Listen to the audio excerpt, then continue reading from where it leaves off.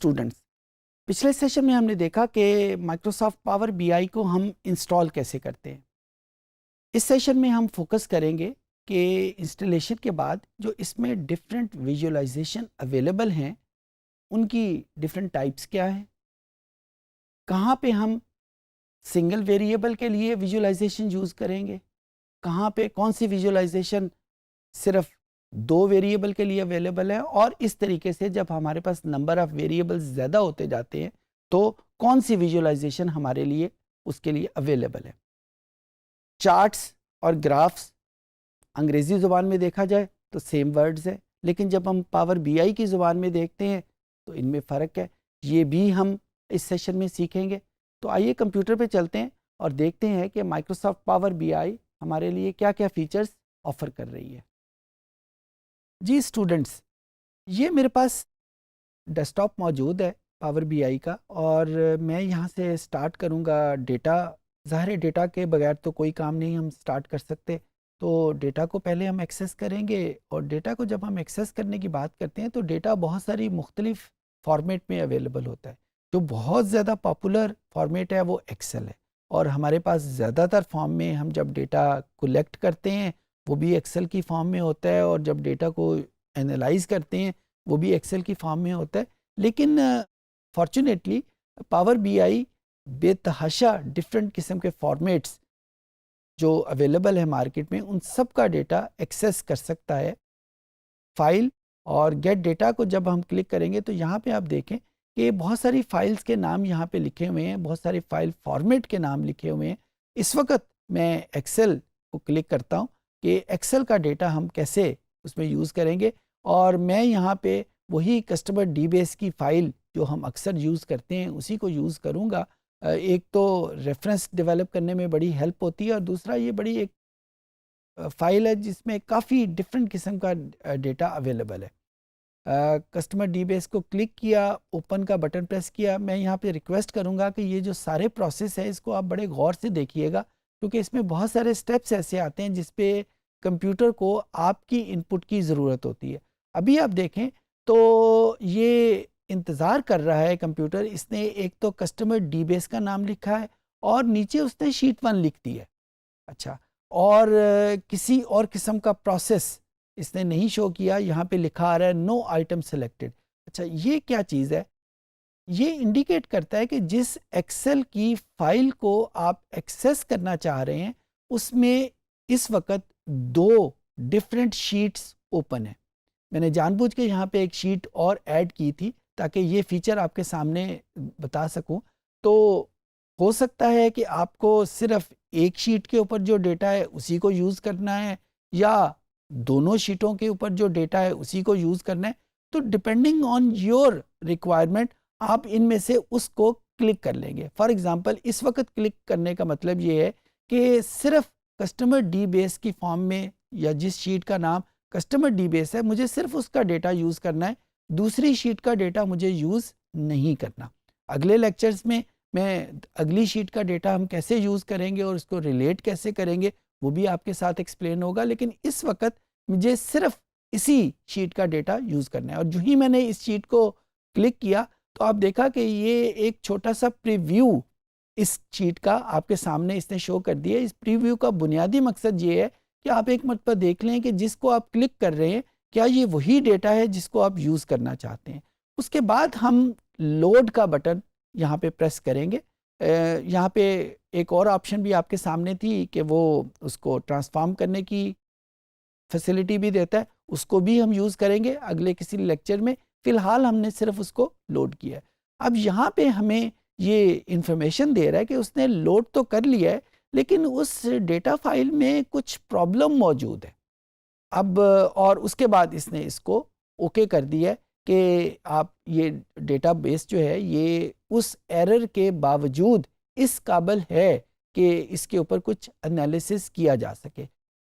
जब डेटा जो एरर है वो इस कदर ज़्यादा हो कि उसके ऊपर एनालिसिस ही ना हो सकता हो, तो ये जो टिक का निशान है यहाँ पे मौजूद नहीं होगा।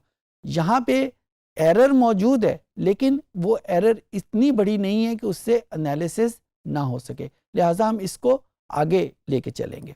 क्लोज किया। अब इसको क्लोज करने के बाद आप देखें इस शीट के ऊपर तो कोई भी चेंज नहीं आ रही, तो सवाल ये पैदा होता है कि वो जो डेटा हमने लोड किया था वो किधर गया। अगर आप राइट हैंड साइड के ऊपर आप देखें तो आपको उसी शीट का नाम यहाँ पे लिखा हुआ नजर आ रहा है और उसके आगे एक आइकन, एक एरो की बना हुआ है। इस एरो की को क्लिक करें तो जितने वेरिएबल उस फाइल में थे, जितने कॉलम्स उस फाइल में थे, वो सारे के सारे यहाँ पे आपके सामने शो हो रहे हैं, जितने भी उसमें कॉलम थे। अच्छा, यहाँ पे ये जहन में रखिएगा, मैं लफ्ज़ कॉलम यूज़ कर रहा हूँ, मैं रोज़ यूज़ नहीं कर रहा। यानी अगर आपका डेटा जो वेरिएबल नेम्स हैं वो रोज़ में है तो अनफॉर्चुनेटली पावर बीआई आपकी कोई हेल्प नहीं कर सकता। यहाँ पे मैं एक पुरानी बात को दोहरा देता हूँ, उम्मीद है कि आपको याद ही होगी कि जब हम डेटा फाइल की बात करते हैं तो डेटा फाइल एक बड़े स्पेशल स्ट्रक्चर का नाम है कि जिसमें वेरिएबल हमेशा कॉलम्स में होते हैं और रिस्पोंडेंट हमेशा रोज में होते हैं।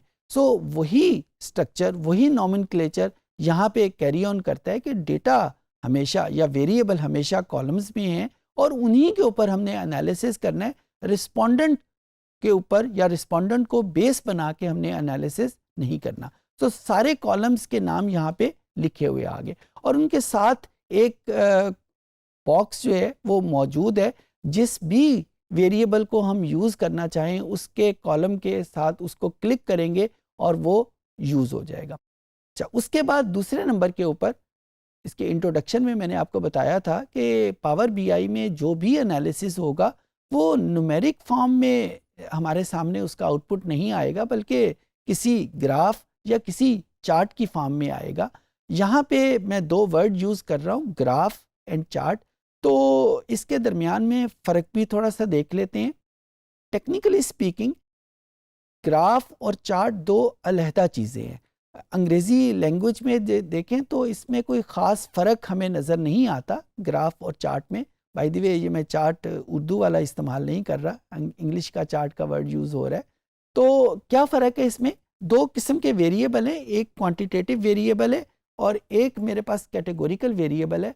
जब मेरे पास विजुअलाइजेशन किसी क्वांटिटेटिव वेरिएबल की होगी तो उसके लिए वर्ड ग्राफ यूज़ होगा, और जब मेरे पास विजुअलाइजेशन किसी कैटेगोरिकल वेरिएबल की होगी तो उसके लिए वर्ड चार्ट यूज़ होगा। ये आपके सामने जो विजुअलाइजेशन अवेलेबल है इनमें से कुछ चार्ट्स हैं, कुछ ग्राफ हैं और कुछ मिक्स्ड हैं।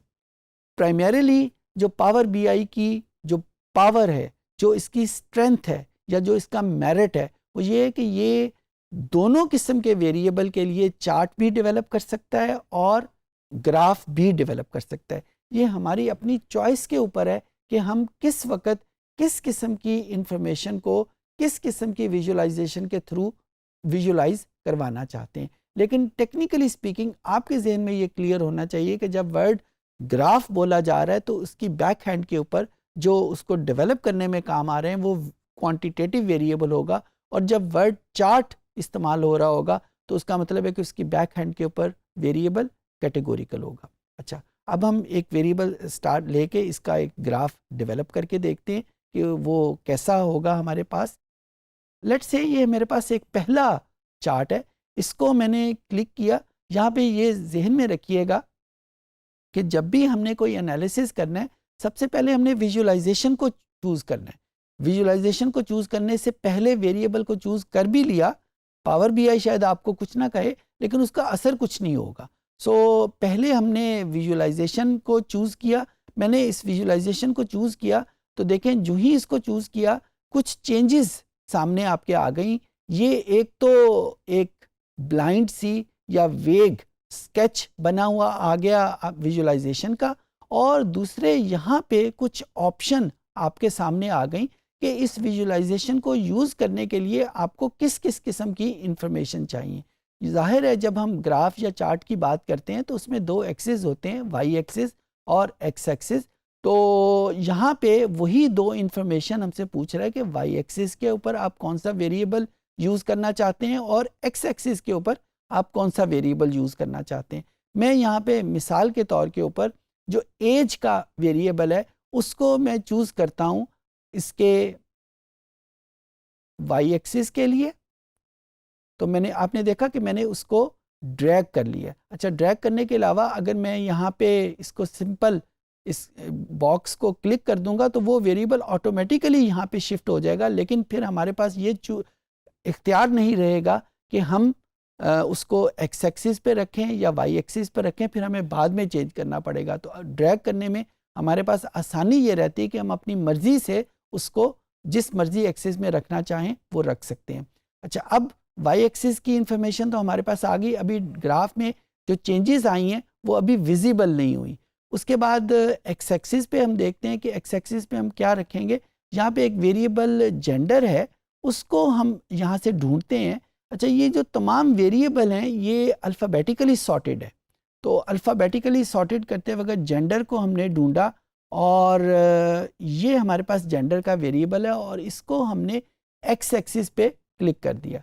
जो ही हमने इसको एक्स एक्सिस पे रखा तो आप देखें कि ये एक ग्राफ हमारे सामने आ गया। अच्छा, ये ग्राफ तो आ गया है हमारे सामने, लेकिन इससे कुछ चीज़ें हमें समझ नहीं आ रही। इसके साइज़ को भी अगर हम बढ़ा करके देख लें तो इसमें बहुत सारे बार्स मौजूद हैं, लेकिन उससे चीज़ें क्लियर नहीं हो रही। तो उसका नतीजा, उसका मतलब क्या है? उसका मतलब ये है कि या तो हमने ये जो विजुअलाइजेशन चूज़ की है ये गलत चूज़ की है, या जो एक्स एक्सिस और वाई एक्सिस पे हमने जो सिलेक्शन की है वो गलत करती है। मेरा ये करने का मकसद बुनियादी तौर पे ये था कि यहाँ पे लगता हमें ये है कि ये कोई सा भी ग्राफ हम क्लिक कर सकते हैं किसी भी वेरिएबल के लिए, किसी भी वेरिएबल को हम एक्स एक्सिस पे रख सकते हैं, किसी भी वेरिएबल को वाई एक्सिस पे रख सकते हैं। तो ऐसा है नहीं। पावर बीआई आपको नहीं रोकेगी। पावर बीआई को जो भी आप इंस्ट्रक्ट करेंगे वो उसके मुताबिक शो कर देगी, लेकिन आपको ये रिजल्ट, मतलूबा रिजल्ट नहीं मिलेंगे। अगर यहीं पे हम इसकी पोजीशन चेंज करें, एज को यहाँ पे रखें और जेंडर को हम ऊपर ले जाएं, तो अब आप देखें कि आपके सामने जो रिजल्ट हैं वो एटलीस्ट मेल के लिए अलहदा और फीमेल के लिए अलहदा नज़र आ रहे हैं। तो ये विजुअलाइजेशन उस पिछली विजुअलाइजेशन की निस्बत कुछ बेहतर फॉर्म में मौजूद है। एटलीस्ट हमें मेल और फीमेल की अलहदा अलहदा इंफॉर्मेशन मिल रही है। तो यहाँ से ये चीज़ क्लियर हो गई कि कोई सा भी ग्राफ या कोई सा भी वाई एक्सिस एक्स एक्सिस पे सिलेक्शन ये सलूशन नहीं है, बल्कि हमें ये स्टेप बहुत सोच के लेना है कि कौन सी विजुअलाइजेशन हम चूज़ करें और कौन से वेरिएबल को वाई एक्सिस पे रखें और कौन से वेरिएबल को एक्स एक्सिस पे रखें। एक बहुत आसान तरीका इसको समझने का ये है कि हम इसको टेस्ट केस के तौर पे रखें कि हम बारी बारी विजुअलाइजेशन को सिलेक्ट कर लें, फिर उसके बाद एक्स एक्सिस और वाई एक्सिस पे उनकी चॉइसेस को डिफरेंट कर लें, जो हमें बेहतर या जिससे हमें रिजल्ट बेहतर तौर पे नज़र आने वाले नज़र आएँ उनको हम सिलेक्ट कर लें। एक और चीज़ यहाँ पे है कि ये जो एज का वेरिएबल है इसके साथ ये देखें एक छोटा सा एरो का निशान है। जो ही जब हम इसको क्लिक करते हैं तो कुछ ऑप्शन हमें ये प्रोवाइड कर रहा है। फॉर एग्ज़ाम्पल ये जो नज़र आ रहा है वो इस वक्त क्लिक सम है। तो सम का मतलब क्या है कि ये एज जो शो हो रही है ये सम की फॉर्म में शो हो रही है। सम ऑफ व्हाट? ये दो जेंडर की एज है, एक मेल की और एक फीमेल की। 0 stand for male and 1 stand for female. तो 0 यानी मेल की जितनी भी एजेस हैं उन सब का सम ये शो कर रहा है। सिमिलरली 1 यानी फीमेल की जितनी भी एजेस उस डेटा फाइल में मौजूद हैं उन सब का सम इन बार की सूरत में नज़र आ रहा है हमारे सामने। अगर मैं इसको चेंज करना चाहूँ एवरेज में तो ये ऑटोमेटिकली एवरेज में चेंज हो जाएगा, और अगर इसको किसी और फॉर्म में हम कन्वर्ट करना चाहें तो वो भी हमारे सामने ऑप्शन मौजूद है। इस पूरे लेक्चर का बुनियादी मकसद ये है कि मैं आपको ये बता सकूं कि मुख्तलिफ ग्राफ की चॉइसेस हमारे पास मौजूद हैं, लेकिन उन ग्राफ की सिलेक्शन ये एक इंटेलिजेंट प्रोसेस है।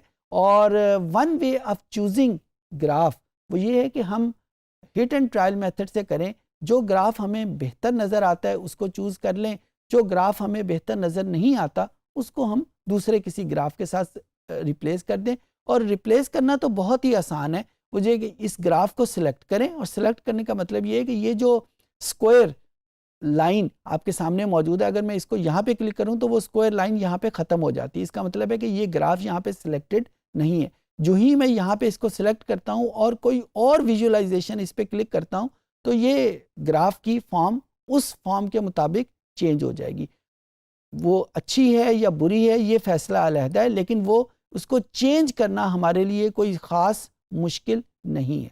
इन सारी चीज़ों को यूज़ करते हुए दो एग्जाम्पल मैं आपके सामने रखता हूँ ताकि एक बेहतर तौर पे आप इसको समझ सकें। मैंने मिसाल के तौर के ऊपर ये दो ग्राफ आपके सामने रखे हैं।